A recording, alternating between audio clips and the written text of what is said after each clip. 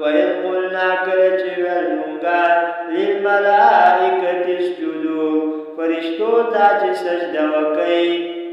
لآدم فطرف د آدم علیه السلام فسجدوا الا ابلیس نو دوی سجده وکړه مگر شیطان ونه کړه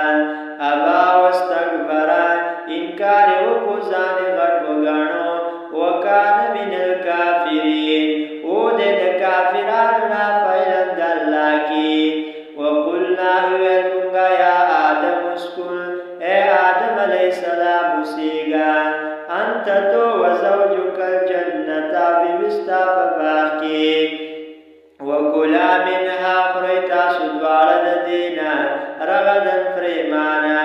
حیث شیطما کم زای چه خوفستا سدوارو ولا تقربا هذه الشجرتا منیز دیکی گئی دیونیتا فتکونا من